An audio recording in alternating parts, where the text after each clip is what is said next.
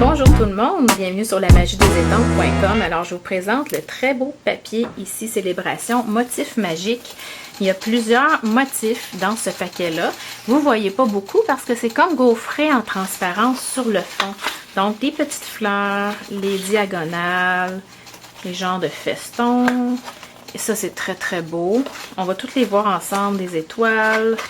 Donc vous avez des petits pois aussi. 2 feuilles de chacun des motifs et c'est gratuit avec achat de 60$ jusqu'au 31 mars 2015. Alors, je me suis amusée parce qu'il y a plein de choses à faire avec du papier comme ça. Donc, au lieu de laisser d'une couleur, ben, je l'ai essayé à 3 couleurs. Et ce que vous pouvez faire, c'est vraiment essayer avec toutes les combinaisons. Vous allez tout le temps avoir, si vous avez des tampons d'encre, le papier assorti à votre projet. Donc, aussitôt que vous dites « Ah, j'ai pas de papier dans le bleu », ben vous en faites un tout simplement. Vous allez voir comment c'est rapide.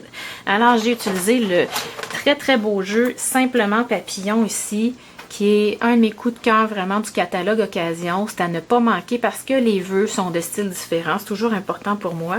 On a de quoi ajouter de la texture, des petits détails intéressants qui peuvent même être perforés. Ici, c'est assorti avec la perforatrice papillon Bitty. Et bien sûr, les éternelles fleurs qu'on aime toujours. Et le beau gros papillon. Donc, c'est un design très simple. C'est mon sketch préféré que vous voyez tout le temps. Je suis allée choisir tarte au potiron, rouge et vert olive dans la collection Brillant. Ce que j'ai fait aussi, question d'apporter du contraste, j'ai ajouté une petite touche de noir. Et notamment, les pois sucrés ici, il me manquait du noir, donc j'ai pris des couleurs que j'aimais, pas que j'aimais moins, mais que j'avais pas utilisé, que je pensais moins utiliser. Le mauve, pour moi, c'est rare, donc j'ai été colorier ça en 2 secondes avec un marqueur permanent noir. Donc, je peux en mettre allègrement sur mes projets. Et il ne faut pas oublier de faire l'intérieur aussi. Donc, quand on va faire notre projet, notre papier, on va aller en faire un petit peu plus. Voyez-vous, celui-là, là, je l'ai vraiment fait à la verticale au lieu de la faire à l'horizontale. Quand la personne reçoit ça, ça fait un wow à l'extérieur et à l'intérieur. Je ne voulais pas oublier de vous montrer ça. Donc, là, je vais vous montrer plein de façons de l'utiliser. On n'oublie pas nos enveloppes assorties, bien sûr.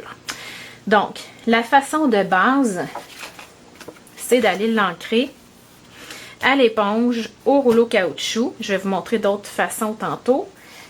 C'est vraiment, vraiment simple. Donc, je vais essayer de le faire sur la même...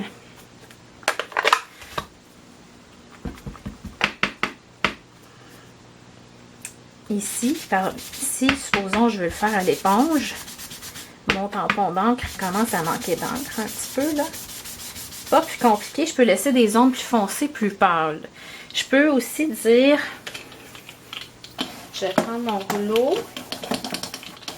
Je m'excuse, il n'était pas nettoyé. Je vais prendre mon rouleau en caoutchouc et je vais aller passer jusqu'à temps que ça soit couvert. Mais moi, j'aime beaucoup les petites variantes que ça crée. Alors souvent, j'utilise ça vraiment de plus en plus souvent. Et là, vous allez dire, oui, l'encre, on voit pas de blanc. Hein? Ça nous prend un papier essuie-tout ou un mouchoir.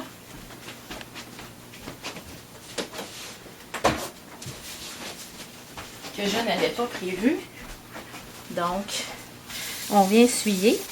Ça peut laisser, si parfois ça laisse une petite pellicule encore colorée, comme là, sur votre papier, vous pouvez à peine envoyer un peu de buée dessus. Voyez-vous, ça vient blanc, immaculé. Donc, ça fait un effet de résistance. Ça, c'est vraiment la façon la plus traditionnel d'aller le remplir. Ensuite, vous pourriez dire j'ai ancré, comme je viens de vous montrer, soit à l'encre, soit à l'éponge, soit au tampon, au rouleau en caoutchouc. Et après avoir ancré ça comme il faut, je vais venir faire de la texture.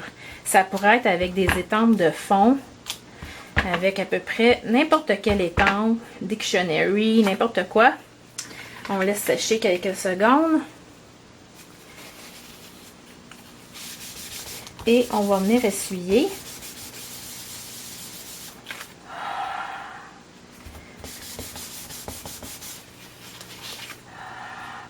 Voyez-vous, j'envoie de la buée pour bien décoller faire ressortir le blanc. Si vous ne voulez pas que ça soit complètement blanc, laissez-le comme ça.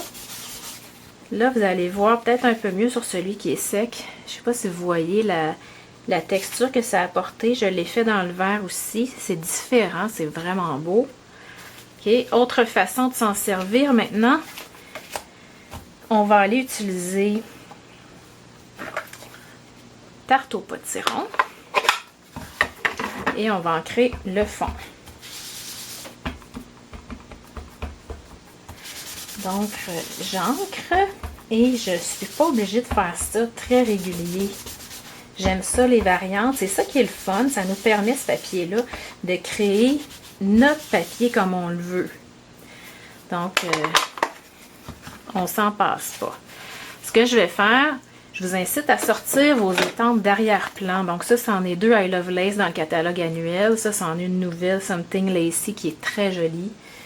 Donc, on sort et on va aller chercher une couleur un petit peu plus foncée. J'ai pris rouge. Et là, je pourrais appuyer un peu partout ou partout, là, peu importe. Ça fait des effets différents.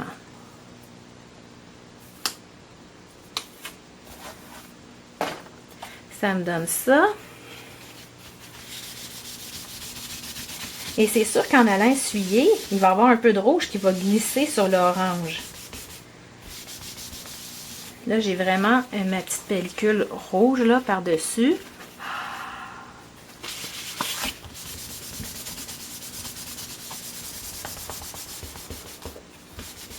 Donc, avec les diagonales, ça me donne ça. Si je le faisais avec les fleurs, je vois encore plus l'effet fleuri.